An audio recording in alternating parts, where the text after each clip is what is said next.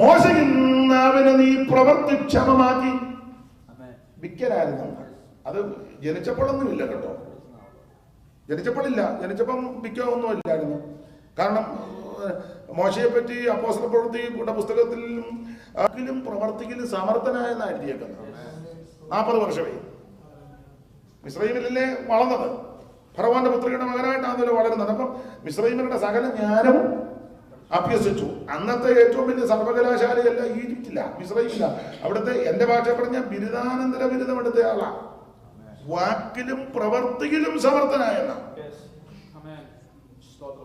പക്ഷെ ദൈവം വിളിച്ചപ്പോൾ പറഞ്ഞു ഞാൻ വിക്കനാണ്. അപ്പം എപ്പോഴാ പിന്നെ വിക്കുണ്ടായപ്പോ ഒരാൾ പറഞ്ഞു കല്യാണം കഴിഞ്ഞിട്ടില്ല. ഏതാണ്ട് അത് ആകാനാ സാധ്യത.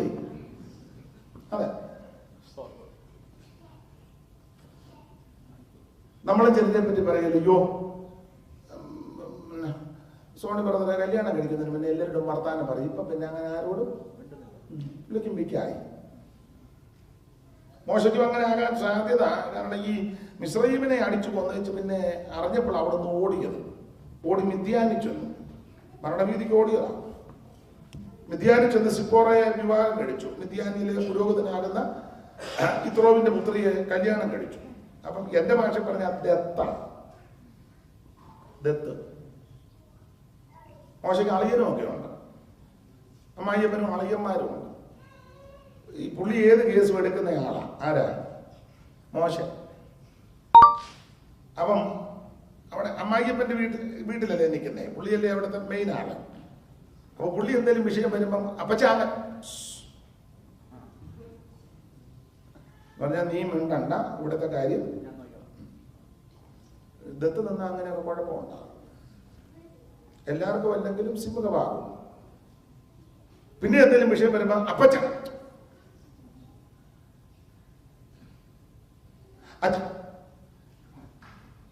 അച്ചായാന്ന് വിളിക്കാൻ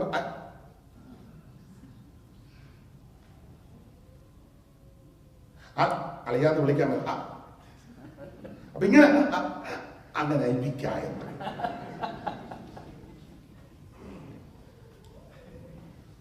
ഏതാണ്ട് ശരിയാകാനാ സാധ്യത. നിങ്ങൾ ചെല്ലു പറയാ പാസ്റ്റർ എന്നെ ഉന്നം വെച്ചാ പറയുന്നത് കേട്ടോ. അല്ലല്ല, അങ്ങനൊന്നും അല്ല. എന്തായാലും അങ്ങനെ വിക്കനായി. പക്ഷെ ആ മോശയുടെ നാവിലെ ദൈവം പ്രവൃത്തിക്ഷമമാണ്. മോശകിന്നാവിനെ നീ പ്രവൃത്തിക്ഷമമാക്കി സ്വേഷയം കഴുതയെ കൊണ്ട് നീ പറയിച്ചു. അയ്യോ, ഉരിയാടാൻ കഴുത നല്ല സ്ഫുടമായിട്ടില്ല. നീ എന്നെ 3 വട്ടം അടിപ്പോ ഞാൻ എന്നാ ചെയ്തു? എന്ത് ക്ലിയർ ആയിട്ടാ പറഞ്ഞു. ദൈവത്തിന്റെ തെരഞ്ഞെടുപ്പാണ്. കഴുതയെ കൊണ്ട് സംസാരിച്ചു. വിക്കനെ നന്നായിട്ട് സംസാരിക്കാൻ പ്രാർത്ഥനയായിട്ട് തീർത്തു. സ്തോത്രം. ഉണക്കക്കമ്പ് നീട്ടിയപ്പോൾ അത്ഭുതം ചെയ്തു. കഴുതയുടെ പച്ചത്താടി. ഇതാ ദൈവത്തിന്റെ തെരഞ്ഞെടുപ്പിക്കൽ. സ്തോത്രം. അതുകൊണ്ട് കഴിവില്ല, ജ്ഞാനമില്ല, അറിവില്ലെന്നോർത്ത് നിരാശപ്പെടുകയൊന്നും വേണ്ട. നീ ദൈവകരങ്ങളിൽ സമർപ്പിച്ചാൽ മതി. ദൈവം തന്നെ ശക്തമായിട്ട് ഉപയോഗിക്കും. ഞാനൊരിക്കലെ വേദവികാരത്തിൽ നിന്ന് 1-2 കാര്യങ്ങൾ ചൊല്ലി ഇങ്ങനെ ഒരു സ്ഥലത്ത് പ്രസംഗിച്ചപ്പോൾ സന്ദർഭം വന്നപ്പോൾ ചൊല്ലി അത് വ്യാഖ്യാനിച്ചു. അന്നേരം ആ യോഗത്തിന് എല്ലാ ഉന്നതന്മാരാണ്. അപ്പൊ ഒരു മാന്യ സഹോദരി യോഗം കഴിഞ്ഞപ്പം എന്നോടൊക്കെ വന്നിട്ട് പറഞ്ഞു, പിന്നെ മലയാളമായിരുന്നു ഐച്ഛിക വിഷയം എന്ന് ചോദിച്ചു. എന്നോട് ചോദിച്ചതാ. എനിക്ക് ആദ്യം പിടികിട്ടിയില്ല. ഞാൻ ചമ്മാൻ എന്നെ ചോദിച്ചേ, അത് തന്നെ പിടികിട്ടുന്നില്ല. അല്ല, കോളേജിൽ MA ആയിരുന്നു മിക്കവാറും. വണ്ടിയെ പോകുമ്പോ കോളേജ് അത് കണ്ടിട്ടുണ്ട്, പോയിട്ടൊന്നുമില്ല. പുള്ളിക്കാരി എന്ത് ചെയ്തിട്ട് സമ്മതിക്കുകയല്ല. കള്ളം പുള്ളിക്കാരി പറഞ്ഞു, പാഷന്മാരിങ്ങനെ കള്ളം പറയരുത്. ദൈവത്തിന് മകത്വം. ആ കൂടെ അറിയാവുന്ന ഒരു കാര്യമാണ് ചൊല്ലിയത്. തല ഓർത്തത് മുഴുവൻ പഠിച്ചു വെച്ചേക്കാണ്. ബലഹീനവും ഭോഷത്വവും കുലഹീനവും നികൃഷ്ടവും ഏതുമില്ലാത്തതിനെ ആ ദൈവം തിരഞ്ഞെടുത്തു. ദൈവത്തിന് മഹത്വം, ദൈവത്തിന് മഹത്വം. മിടുക്കന്മാരും ജ്ഞാനികളും ശ്രേഷ്ഠന്മാരും ഉന്നതന്മാരും ഒക്കെ നിൽക്കുക ചെയ്ത ദൈവം നമ്മെ തെരഞ്ഞെടുക്കുന്നത്. ഒരിക്കല് ദൈവം തമ്പുരാൻ ശ്യാമവേലനോട് പറഞ്ഞു, നീ തൈലക്കൊമ്പിൽ തൈലം നിറക്കണം, എന്നിട്ട് ഇശായിയുടെ വീട്ടിലോട്ട് പോകണം. എന്തിനാ? അവന്റെ ഒരു ചെറുക്കനെ ഞാൻ അഭിഷേകം ചെയ്യാൻ പോകും, തെരഞ്ഞെടുത്തിട്ടുണ്ട്, രാജാവാക്കാൻ പോവുക. അങ്ങനെ ശൗമേല് പറഞ്ഞു, എന്റെ പൊന്നച്ചോ, എന്നെ ഒക്കെ ശൗലങ്ങാന്ന് പറഞ്ഞ എന്റെ പെടല് കാണുക.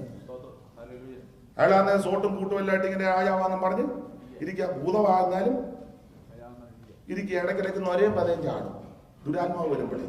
അന്നേരം ദാവീദ് കിന്നരം ഒന്ന് വായിക്കും. അന്നേരം തിരുമേനിക്ക് അല്പം പറ ആശ്വാസം. അങ്ങനെ ഒരല്പം, അതായത് ചില പറഞ്ഞ ഇന്നത്തെ ആരാധന കഴിഞ്ഞപ്പോൾ ഒരല്പം ആശ്വാസം ഉണ്ട്. ആയിക്കോട്ടെ, അതിന്റെ ഒരു ചെറിയ പദഭേദം, ഒരല്പം ആശ്വാസം.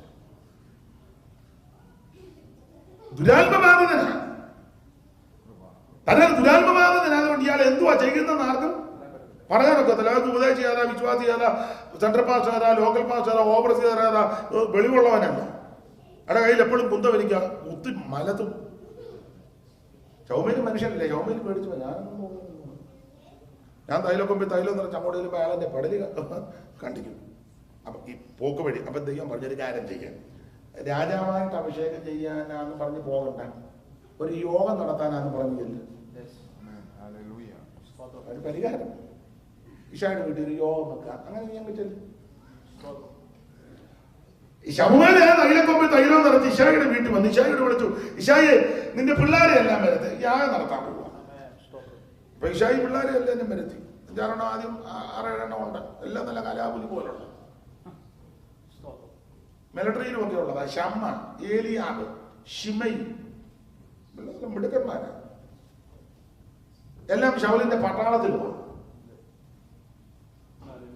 അപ്പം പിള്ളേരെ ഇശായി വിളിച്ചിട്ട് പെട്ടെന്ന് വരാൻ പറഞ്ഞു. ഷമ്മ വന്നു. പുള്ളി മിലിറ്ററി ആയതുകൊണ്ട് ചോടയിലാ വരുന്നത്. ലെഫ്റ്റ് റൈറ്റ് ഒക്കെ അടിച്ചാ വരുന്നത്.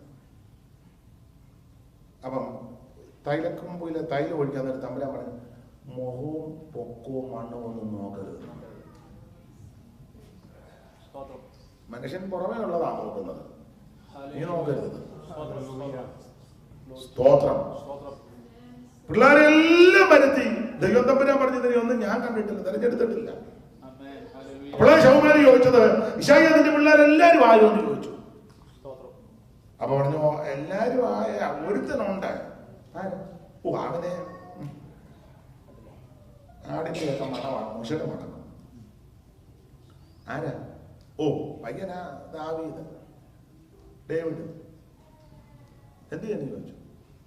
കാട്ടിലെങ്ങാനും കാണും, ചിലപ്പോൾ സന്ധ്യക്ക് വരുമായിരിക്കും. വന്നാലും ഞങ്ങൾ വലിയ അടുപ്പിക്കത്തില്ല, മണം വേറെയാണ് ആടുമായിട്ടുള്ള. അപ്പം ശൗമേല് പറഞ്ഞു, അവൻ വന്നല്ലാതെ ഞാൻ പന്തിക്ക് ഇരിക്കത്തില്ല. എന്റെ ഭാഷ പറഞ്ഞ ആള് വിട്ടു ദാവീദിനിടയ്ക്ക്. പെട്ടെന്ന് വീട്ടിൽ വരാൻ പറഞ്ഞു. എന്നെ അവിടെ യോഗം നടക്കുക എന്ന് നടന്നുകൊണ്ടിരിക്കുക. ഇന്നോ? ഞാൻ അവിടുന്ന് രാവിലെ പോന്നിട്ട് എന്നോട് പറഞ്ഞില്ലായിരുന്നു യോഗത്തിന്റെ കാര്യം വന്ന്. നിന്നെ വിളിക്കാത്ത യോഗ, പക്ഷെ വന്ന ഉപദേശിച്ച് പറഞ്ഞ് നീ വരാതെ പുള്ളി ബന്ധിക്കിരിക്കുകയായിരുന്നു. അപ്പൊ ദാവീദിന്റെ ഹൃദയത്തെ ചിന്ത കാണും, എടാ എല്ലാരും ഒന്നും കുഴപ്പടിയല്ലോ, ഒരുത്തനെങ്കിലും ഗുണമുള്ളൊരു ഉപദേശി ഉണ്ടല്ലോ.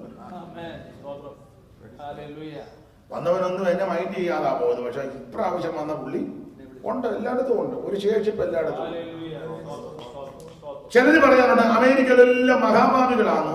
വിട്ടിത്ത ഒന്നും വിളിച്ച് പറയരുത്.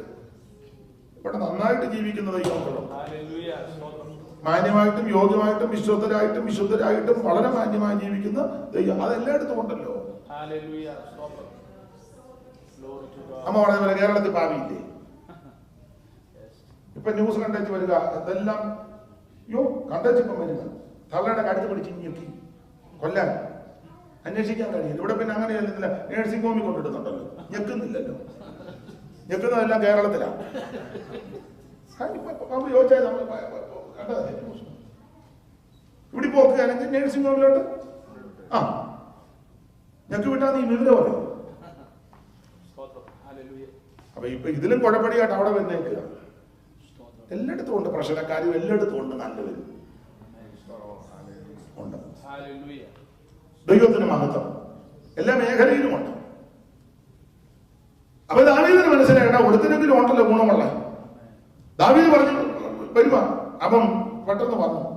എന്റെ ഭാഷ പറഞ്ഞ ആ ദാവീദ് കിന്നരമൊക്കെ എടുത്തൊന്ന് വായിച്ച് നാടിനെ എല്ലാം നല്ല ഇടയന്റെ കയ്യിലോട്ട് കൊടുത്ത് കാട്ടിൽ നിന്നോട്ട് വരിക. പുൽപ്പുറത്തിൽ നിന്നൊക്കെ തെരഞ്ഞെടുത്തെന്നല്ലേ പുസ്തകത്തിൽ വായിക്കും. അങ്ങനെ പുൽപ്പുറത്തിൽ നിന്ന് തെരഞ്ഞെടുത്തെന്ന പാട്ടുമൊക്കെ പാടിയാ വരുന്നേ വീട്ടിലോട്ട്. ഇവിടെ യോഗം തീരാറായി. അപ്പൊ ചെല്ലു ചോദിക്കും ഏത് പാട്ടാ പാടിയത്? ഏത് പാട്ടാന്ന് ചോദിച്ചാൽ ഈ പാട്ടുണ്ടായിരുന്നെങ്കിൽ മിക്കവാറും അത് പാടാനാ സാധ്യത. അതിതാ യാഗ് നല്ല ഇടയൻ എന്നും എന്റെ പാലകൻ ഇല്ലെനിക്കു എന്ന് പറഞ്ഞാൽ നിങ്ങൾ യോഗത്തിന് എന്നെ വിളിച്ചില്ലെങ്കിലും ഇല്ലെനിക്കു അതാ പാട്ട്. പൂര്യനാഥത്തില് കിന്നരമൊക്കെ. അപ്പൊ ഇവന് കിന്നരമായി നിപുണനായി. കിന്നരമെല്ലാം വായിച്ച് പാട്ടുമൊക്കെ എന്റെ ഭാഷ ആ പാട്ടുമൊക്കെ പാടി ഇങ്ങോട്ട് വന്നപ്പം ഈ ശമുവേലിന്റെ കയ്യിൽ തൈലക്കൊമ്പ് മറക്കാൻ തുടങ്ങി. തൈലക്കൊമ്പ് മറക്കാൻ പറ്റും. ശമുവേലോട് ദൈവം പറഞ്ഞു, വണ്ണം നോക്കരുത്, പൊണ്ണം നോക്കരുത്, മുഖം നോക്കരുത്, പൊക്കം നോക്കരുത്, പൊസിഷൻ നോക്കരുത്. അണ്ട് ആ പാട്ട് പാടി തൂര്യനാടത്തിൽ കിന്നരം വായിച്ചു വരുന്ന അവന്റെ തലയിൽ വേണം ഇത് കൊണ്ടൊഴിക്കാൻ. സഹോദരന്മാർ നോക്കി നിൽക്കുമ്പോഴാണ് അവനെ തെരഞ്ഞെടുത്തത്. ദൈവത്തിന്റെ തെരഞ്ഞെടുപ്പ് അങ്ങനെ. മിലിറ്ററിക്കാരെല്ലാം നിൽക്കുക. മിലിറ്ററിക്കാർ മൊത്തം 7 അടി പൊക്കോ, അതിന്റെ നെഞ്ചുവിരിവും ഇത്ര ഇഞ്ചും. കുറ്റമെന്നല്ല, ദൈവം കണ്ടില്ല. ദാവീദിനെ തെരഞ്ഞെടുത്തു. ദൈവത്തിന്റെ തെരഞ്ഞെടുപ്പ് അങ്ങനെ. അപ്പൊ ഇവിടെ ആ പ്രധാനപ്പെട്ട വിഷയം ഒന്ന്, ദൈവം തെരഞ്ഞെടുത്തു പിതാക്കന്മാരെ. അതിന് പ്രധാനപ്പെട്ടയാണ് അബ്രഹാമിനെ ദൈവം തെരഞ്ഞെടുത്തു. ഏകനായിട്ട് അവനെ വിളിച്ചെന്നാ നമ്മൾ രാവിലെ വായിച്ചല്ലോ. യെശയ്യാ പ്രവചനം 51:2 വായിച്ചു. ഒന്നുകൂടെ വായിച്ചു. യെശയ്യാവ് 51:2 പെട്ടെന്ന്. നിങ്ങളുടെ പിതാവായ അബ്രഹാമിലേക്കും നിങ്ങൾ തിരിഞ്ഞു നോക്കും. ഞാൻ അവനെ ഏകനായിട്ട് വിളിച്ചു. ദൈവം ഏകനായിട്ടാണ് തെരഞ്ഞെടുത്തത്, വിളിച്ചത്. അബ്രഹാമിനെ ദൈവം തെരഞ്ഞെടുത്തു ഏകനായിട്ട്. അതങ്ങനെ പറയാൻ കഴിയും. അബ്രഹാമിന്റെ കുടുംബം ഒരു വലിയ കുടുംബമാണ്, മഹാകുടുംബമാണ്. നമ്മളൊക്കെ ചില ആൾക്കാർ കുടുംബം ചരിത്രം എടുക്കുമ്പോൾ ഞാൻ വായിച്ചിട്ടുണ്ട്. ഇന്ന മഹാകുടുംബത്തിൽ അങ്ങനെ എഴുതിയേക്കുന്നത് നിങ്ങൾ വായിച്ചിട്ടില്ലായിരിക്കും, ഇല്ലേ? നാട്ടിൽ പോകുമ്പോൾ വായിക്കുന്ന നല്ലതാണ്. മിക്കവരും അങ്ങനെ മഹാകുടുംബം. സ്റ്റേജൊക്കെ നമ്മളെല്ലാം പറയും വ്യർത്ഥവും. അത് അവിടെ നിൽക്കുമ്പോഴല്ലേ ആയിക്കോട്ടെ. എന്തായാലും ഒരു കാര്യം പറയാം, അബ്രഹാമിന്റെ കുടുംബം ഒരു വലിയ കുടുംബമാണ്. ഏതാണ്ട് 1800 ശിഷ്ടം അംഗങ്ങളുള്ള ഒരു വലിയ ബൃഹത്തായ മഹത്തായ കുടുംബമാണ് അബ്രഹാമിന്റെ കുടുംബം. ആ കുടുംബത്തിൽ നിന്ന് ഒരുത്തനെയാണ് ദൈവം തെരഞ്ഞെടുത്തത്. എന്നെ കേൾക്കുന്ന ബഹുമാന്യരായ പ്രിയപ്പെട്ടവരായി നിങ്ങളോട് പറയാം, നിങ്ങളുടെ കുടുംബം ഉന്നത കുടുംബമായിരിക്കും, മഹാകുടുംബമായിരിക്കും, വലിയ കുടുംബമായിരിക്കും. ഞാൻ എതിർക്കുന്നില്ല, അങ്ങനെ ഇരിക്കട്ടെ. പക്ഷെ ആ കുടുംബത്തിൽ നിന്ന് ആ ദൈവം തന്നെ തെരഞ്ഞെടുത്തു. നമ്മളെ നാട്ടിലൊക്കെ ചിലരോട് സുവിശേഷം പറയുമ്പം അവർ പറയും, പക്ഷേ ഇതൊക്കെ ഞങ്ങൾക്ക് അറിയാൻ സത്യമാണ്, പക്ഷെ നമ്മൾ കുടുംബക്കാരെയും കൂടെ ഒന്ന് അങ്ങനൊന്ന് പെട്ടെന്ന് ചാടി ഇറങ്ങി വരാനൊന്ന്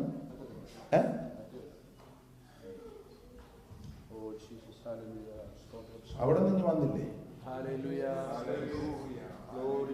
അവിടെ നിന്ന് ഇറങ്ങി വന്നില്ലേ? അത്രോ ഇല്ലല്ലോ നമ്മുടെ കുടുംബം. സ്വർഗം വിട്ട് ഇറങ്ങി വന്നു, സ്വർഗമാക്കി മകൾ വെടിഞ്ഞു, ഏഴയ്ക്കു വേണ്ടി യേശു യാഗമായി. സ്വർഗം വിട്ടിറങ്ങി വന്നു, സ്വർഗമാക്കി മകൾ വെടിഞ്ഞു, ഏഴയ്ക്കു വേണ്ടി യേശു യാഗമായി. കർത്താവ് അതെല്ലാം വിട്ടിങ്ങോട്ട് വന്നില്ലേ? അപ്പൊ അബ്രഹാമിന്റെ കുടുംബം ഒരു വലിയ മഹാകുടുംബമാണ്. ചില കുടുംബത്തിന്റെ മഹിമയൊക്കെ പറയുന്നത് കേട്ടാൽ നമ്മളും അങ്ങ് കേട്ടിരിക്കും. അതിശോക്തി കലർന്നും ചിലര് പറയും. ആയിക്കോട്ടെ, സ്തോത്രം. പക്ഷെ ആ മഹാകുടുംബത്തിൽ നിന്ന് ഒരുവനെ ദൈവം വിളിച്ചു. നിന്റെ കുടുംബത്തിൽ ഉന്നതന്മാരും മിടുക്കന്മാരും ശ്രേഷ്ഠന്മാരും നിപുണന്മാരും കഴിവുള്ളവരും ഒക്കെ കാണും. പക്ഷെ അവർക്ക് ആർക്കും ലഭിക്കാത്ത പദവിയാ ദൈവം നിനക്ക് തന്നിരിക്കുന്നത്. ഓർത്തോർത്ത് ദൈവത്തിന്റെ സ്തോത്രം ചെയ്യും. ചിലരിത് സങ്കടകരമായിട്ടാണ് പറയുന്നത്. നാട്ടിലൊക്കെ ചിലർ പറയും, പക്ഷേ ഈ ദേശത്തല്ല ഞങ്ങളുടെ വീട്ടുകാർ ആ റോഡിന്റെ രണ്ട് സൈഡും എല്ലാം അമേരിക്കക്കാരും ഗൾഫുകാരും പ്രേക്ഷക്കാരും ലണ്ടൻകാരും എല്ലാം ബിസിനസ്സുകാരും എഞ്ചിനീയേഴ്സും പ്രൊഫസേഴ്സും ഡോക്ടേഴ്സും ഒക്കെ ഇഷ്ടം പോലെ ഉണ്ട്. എന്നെ മാത്രമോ ദൈവം വിളിച്ചു. ഈ വിവരക്കേട് വിളിച്ച് പറയാതിരിക്കണ്ടേ? എടാ, നീ സന്തോഷത്തോടെ പറയണം, പാസ്റ്ററെ ഇവിടെ എല്ലാവരും ഉണ്ടെങ്കിലും പക്ഷെ എന്റെ ദൈവം എന്നെ തിരഞ്ഞെടുത്തു. അങ്ങനാ പറയണ്ട. അല്ലാതെ എന്നെ മാത്രമോ നിന്റെ കൂടെ ഒരു പൂഞ്ഞാൻ പോലും വരികയില്ല. സന്തോഷത്തോടെ പറയണം, എന്റെ ദൈവം എന്നെ തിരഞ്ഞെടുത്തു. അപ്പൊ ഒന്ന് അബ്രഹാമിന്റെ കുടുംബം ഒരു വലിയ മഹാകുടുംബം. ആ കുടുംബത്തിൽ നിന്നാണ് തെരഞ്ഞെടുത്തത്. ദൈവത്തിന്റെ തെരഞ്ഞെടുപ്പ് പിതാക്കന്മാരെ തെരഞ്ഞെടുത്തു. രണ്ട്, അബ്രഹാമിനെ പറ്റി പഠിക്കുമ്പോൾ രണ്ട് വശമായി പറയുന്നത്. അബ്രഹാമിനെ പറ്റി പഠിക്കുമ്പോൾ ജാതി കൽദയ ജാതിയാ. കൽദയ ജാതി, അബ്രഹാമിന്റെ ജാതി കൽദയ ജാതിയാ. കൽദയ ജാതി ഭയങ്കര ഉഗ്രന്മാരാണ്. നിങ്ങളാണ് ഹബക്കൂക്കിന്റെ പ്രവചനം 1-ാം അധ്യായത്തിന്റെ 6-ാമത്തെ വാക്യം വായിക്കുമ്പോൾ കൽദയ ജാതികളുടെ ഒരു വിശേഷത ഇവിടെ കൊടുത്തിട്ടുണ്ട്. വായിച്ച് ഹബക്കൂക്ക് 1:6. അറിവുള്ള വാക്യമാ, വായിച്ച്. ഞാൻ ഉഗ്രതയും വേഗതയുമുള്ള ജാതിയായ കൽദയരെ ഉണർത്തും. അപ്പൊ കൽദയ ജാതിയുടെ ഒരു ക്വാളിറ്റി ഉഗ്രതയും വേഗതയും, അല്ലാതെ ചത്ത ജാതി എന്നും പറഞ്ഞ് കിടക്കുകയല്ല. ഉഗ്രതയും വേഗതയുള്ള ജാതി, ഉഗ്രതയും വേഗതയുമുള്ള ജാതിയായ കൽദയരെ ഉണർത്തും. അടുത്ത വാക്യം,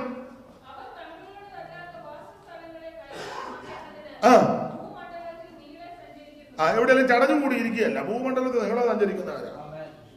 അങ്ങോട്ടിട്ടാ അങ്ങോട്ട് ഇങ്ങോട്ടിട്ടാ അവന് വിളിച്ചിട്ട് വലിയ കാര്യമൊന്നുമില്ല. അടുത്തത്, അയ്യോ അവർ ഘോരവും ഭയങ്കരമായുള്ളവർ. പിന്നെ അവരൊരു കാര്യം പറഞ്ഞാൽ അങ്ങനെ തന്നെ, അതാ അതിന്റെ അർത്ഥം. അവര് പറഞ്ഞാൽ അങ്ങനെ, അതിനപ്പുറം ഒന്നുമില്ല. പിന്നെ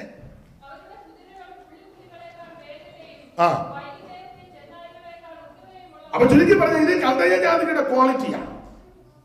അപ്പൊ അബ്രഹാമിനെ ദൈവം തെരഞ്ഞെടുത്തു. ഒന്ന്, വലിയൊരു കുടുംബം. രണ്ട്, ജാതിയിൽ നല്ല കനമുള്ളവരാണ്. സ്തോത്രം. മാത്രമല്ല അബ്രഹാമിന്റെ പറ്റി പഠിക്കുമ്പോൾ അബ്രഹാം ഈ മെസപ്പൊട്ടോമിയ എന്നാ ദൈവം വിളിച്ചത്. അപ്പോസ്തല പ്രവൃത്തി 7-ാം അധ്യായത്തിന്റെ 1-2 വാക്യത്തിൽ അങ്ങനെയാണല്ലോ കാണുന്നത്.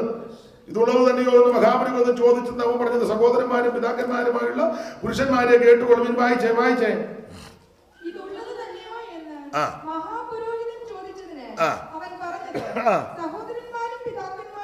സഹോദരന്മാരും പിതാക്കന്മാരുമായുള്ള പുരുഷന്മാരെ കേട്ടുകൊള്ളുവിൻ.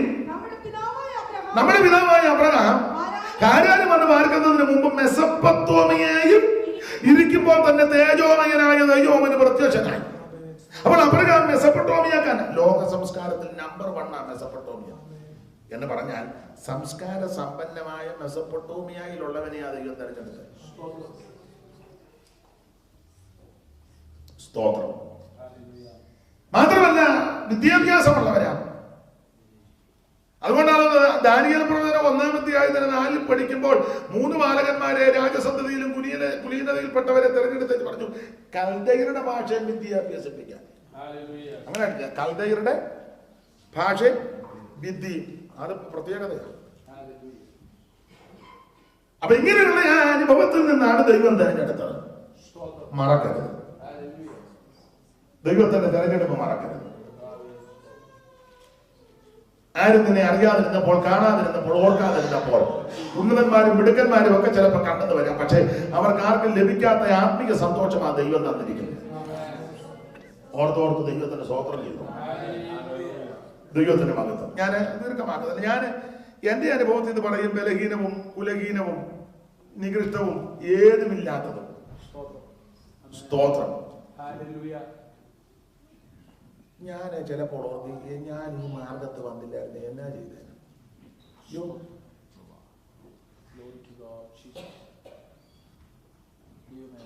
നിങ്ങൾക്ക് എന്തെങ്കിലും പോകാൻ വഴിയൊക്കെ ഉണ്ട്? ഒരു പോകാൻ വഴിയില്ലായിരുന്നു. ദൈവത്തിന്റെ മഹത്വം, ദൈവം തെരഞ്ഞെടുത്തു. ഈ കൃപയിൽ വന്നതാ ഭാഗ്യം. യേശുവിനെ അറിഞ്ഞതാ ഭാഗ്യം. നീ രക്ഷിക്കപ്പെട്ടതാ ഭാഗ്യം. മറ്റൊരുത്തരും രക്ഷയില്ല. രക്ഷിക്കപ്പെടുവാൻ ഒരേ ഒരു വഴി തെരഞ്ഞെടുത്തു. എന്തിനാ തെരഞ്ഞെടുത്തത്? ആ എഫെസ്യരെ എടുത്ത് വായിച്ചല്ലോ, ഞാൻ വിശുദ്ധരും നിഷ്കളങ്കരുമാകേണ്ടതിന്.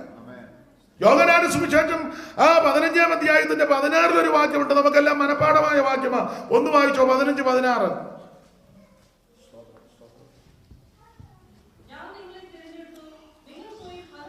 ഞാൻ നിങ്ങളെ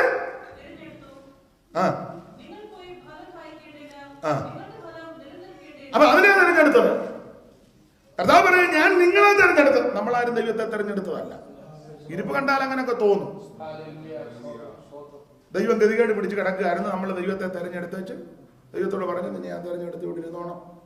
അല്ല, ഇരിപ്പും ഭാവവും ഒക്കെ കണ്ടാൽ നമ്മൾ ദൈവത്തെ തെരഞ്ഞെടുത്തത് പോലെ ദൈവം നമ്മളെ തെരഞ്ഞെടുത്തതാണ്. ഈ ദൈവം തെരഞ്ഞെടുത്ത എന്തിനാ? അതുകൂടെ പറഞ്ഞാൽ ഭാഗം വിട്ടേക്കാം. എന്തിനാ ദൈവം അവിടെ എഴുതിയിരിക്കുന്നത്? എന്തിനാ തെരഞ്ഞെടുത്തേക്കുന്നേ? ഉറക്കെ പറ. ഫലം കായ്ക്കണം, അതിനാ തെരഞ്ഞെടുത്ത്. എത്ര കൊല്ലമായി തെരഞ്ഞെടുത്തിട്ട്? ചില പറയും പക്ഷേ 35 കൊല്ലമായി. എത്ര കൊല്ലമായി? 50 കൊല്ലം കഴിഞ്ഞ് തെരഞ്ഞെടുത്ത്. എത്ര കൊല്ലമായി? ഞാൻ ജനിച്ചത് ഇതിനകത്താണ്. എത്രയായി? 7 കൊല്ലം കഴിഞ്ഞു. കണക്കൊക്കെ നമ്മൾ പറയുമല്ലോ. നല്ല കാര്യം, അഭിനന്ദിക്കുന്നു. ഈ തെരഞ്ഞെടുത്തത് എന്തിനാണെന്ന് ചോദിച്ചാൽ ഫലം കായ്ക്കാനാണ്. അതിനാ തെരഞ്ഞെടുത്തത്. നേരത്തെ ഫലമൊന്നുമില്ലായിരുന്നു. ഒരു ഫലം ഉണ്ടായിരുന്നോ? നേരത്തെ കാര്യമൊന്നും പറയാതിരിക്കുന്നതാ. ഇപ്പോഴത്തതും അധികം പറയാതിരിക്കുന്നതാ. പിന്നല്ലേ നേരത്തെ കാര്യം. അല്ല, നേരത്തെ എങ്ങനെയായിരുന്നു? ഞാൻ നിങ്ങളും 1-2 വാക്യം വായിക്കാമോ? ഏതായാലും ചുമ്മാ ഇരിക്കല്ലോ, വായിക്കും. ഞാൻ വാക്യം ഒന്ന് പറയാം, നിങ്ങളെടുത്ത് വെക്കുക. നേരത്തെ എങ്ങനെയായിരുന്നെന്നാണ്. ഗലാത്യ ലേഖനം 4-ാം അധ്യായത്തിന്റെ 8 മുതൽ താഴോട്ട്. എഫേസ്യ ലേഖനം 2-ാം അധ്യായത്തിന്റെ 2, 3, 4. എഫേസ്യ ലേഖനം 2-ാം അധ്യായത്തിന്റെ 11 മുതൽ കീഴ്പോട്ട്. എഫേസ്യ ലേഖനം 5-ാം അധ്യായത്തിന്റെ 8-ാം വാക്യം. തീത്തോസ് 3:3. പത്രോസിന്റെ 1-ാം ലേഖനം 4-2 മുതൽ താഴോട്ട്. ബാക്കി ഞാൻ പിന്നെ പറയാം. വായിക്കും. എന്നാൽ അന്ന് നിങ്ങൾ ദൈവത്തെ നേരത്തെ എങ്ങനെ ആയിരുന്നെന്നാ? ഫലവുമില്ലായിരുന്നു, ഗുണവുമില്ലായിരുന്നു, മണവുമില്ലായിരുന്നു, ഒന്നുമില്ലായിരുന്നു. എന്നാൽ അന്ന് നിങ്ങൾ ദൈവത്തെ അറിയാതെ സ്വഭാവത്താൽ ദൈവങ്ങളല്ലാത്തവർക്ക് അടിമപ്പെട്ടു. ഇപ്പോൾ ദൈവത്തെ അറിഞ്ഞു. വിശേഷാൽ ദൈവം നിങ്ങളെ അറിഞ്ഞുവരിക്കെ നിങ്ങൾ ദരിദ്രവും ബലഹീനമായ ആനുപാഠങ്ങളിലേക്ക് തിരിഞ്ഞ് പുതുതായിട്ട് അതിന് അടിമപ്പെടുവാൻ ഇച്ഛിക്കുന്നത് എന്ത്? നിങ്ങൾ ദിവസങ്ങളും മാസങ്ങളും കാലങ്ങളും ആണ്ടുകളും പ്രമാണിക്കുന്നു. ഞാൻ നിങ്ങൾക്ക് വേണ്ടി അധ്വാനിച്ചത് വെറുതെ ആയി പോയോന്ന് ഭയപ്പെട്ടു. കൊച്ച് ശബ്ദം ഉണ്ടാക്കിയത് കൊണ്ട് എല്ലാവരും കേട്ടില്ല. വായിച്ചു കൊടുക്കും. എന്നാൽ അന്ന് നിങ്ങൾ ദൈവത്തെ അറിയാതെ സ്വഭാവത്താൽ ദൈവങ്ങളല്ലാത്തവർക്ക് അടിമപ്പെട്ടിരുന്നു. ഇപ്പോഴോ ദൈവത്തെ അറിഞ്ഞു. വിശേഷാൽ ദൈവം നിങ്ങളെ അറിഞ്ഞുമിരിക്കെ നിങ്ങൾ പിന്നെയും ബലഹീനവും ദരിദ്രവുമായ ആദ്യ പാഠങ്ങളിലേക്ക് തിരിഞ്ഞ് അവയ്ക്ക് പുതുതായി അടിമപ്പെടുവാൻ ഇച്ഛിക്കുന്നത് എങ്ങനെ? നിങ്ങൾ ദിവസങ്ങളും മാസങ്ങളും കാലങ്ങളും ആണ്ടുകളും പ്രമാണിക്കുന്നു. ഞാൻ നിങ്ങൾക്ക് വേണ്ടി അധ്വാനിച്ചത് വെറുതെ ആയി എന്ന് ഞാൻ ഭയപ്പെടുന്നു. ഞാനിതെല്ലാം വ്യാഖ്യാനിച്ചാൽ നിങ്ങൾ നാളത്തെ യോഗത്തിനും ചിലർ വരികയല്ല, തിങ്കളാഴ്ച ഒട്ടും കാണുകയല്ല. കണ്ടെണ്ണമെങ്കിലും വന്നിരിക്കണ്ടായോ? എന്നാൽ അന്ന് രക്ഷിക്കപ്പെടുന്നതിന് മുമ്പേ, അന്ന് നിങ്ങൾ നമ്മുടെ കാര്യമാണ്. എന്നാൽ അന്ന് നിങ്ങൾ ദൈവത്തെ അറിയാതെ, എന്തുവാ? സത്യദൈവത്തെ അറിയാതെ. നമ്മൾ ഇത് വരുന്നതിന് മുന്നേ ഒക്കെ ദൈവത്തെ വിളിക്കുന്നവരാ. പള്ളിയിൽ പോയും അമ്പലത്തിൽ പോയും മറ്റു മോസ്കിൽ പോയും ഒക്കെ ദൈവത്തെയാണ് വിളിക്കുന്നത്. അമ്പലത്തിൽ ചെന്നിട്ട് ദൈവത്തെയല്ലേ വിളിക്കുന്നത്? എൻ്റെ ദൈവമേ, അവരെ ഞാനും പോയപ്പോൾ അങ്ങനെ ദൈവത്തെയാണ് വിളിക്കുന്നത്.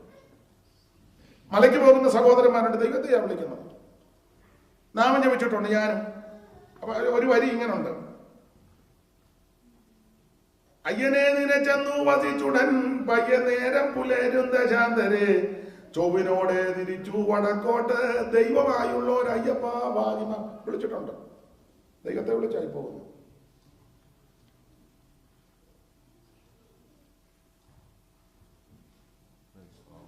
പള്ളിയിൽ പോകുന്ന മാന്യ സഹോദരന്മാർ അവരും ദൈവത്തെ വിളിക്കുന്നത്. പള്ളിയിൽ ചെന്നിട്ട് എന്റെ പിശാച് എന്നാണോ പറയുന്നത്? അല്ല, ദൈവത്തെ വിളിക്കുന്നത്. കുരിശിലേക്ക് എന്റെ പിശാച് എന്നാ പറഞ്ഞാണോ? അല്ലല്ല, ദൈവത്തെ വിളിക്കുക. മോസ്കിൽ പോകുന്നവരുണ്ട്, അവരും ദൈവത്തെയാണ് വിളിക്കുന്നത്. ചൂടും രീതിയും വേറെയാണോ ഉള്ളു, ദൈവത്തെ അവർ വിളിക്കുന്നത്. നമ്മളും അങ്ങനെ ആയിരുന്നു. പക്ഷേ ഒരു കാര്യം പറയാം, സത്യദൈവം ഏതാണെന്ന് അറിഞ്ഞതിനകത്ത് വന്ന യേശുക്രിസ്തുവാണ് സത്യദൈവം, യേശുക്രിസ്തുവാണ് നിത്യദൈവം, യേശുക്രിസ്തുവാണ് ഏകദൈവം, യേശുക്രിസ്തുവാണ് സാക്ഷാൽ ദൈവം. ആ വെളിപ്പാട് നമുക്ക് കിട്ടി.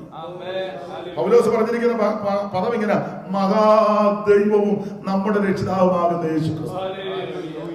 തോമാസ് ഒരിക്കൽ പറഞ്ഞു, എന്റെ ദൈവവും കർത്താവുമായിരുന്നു.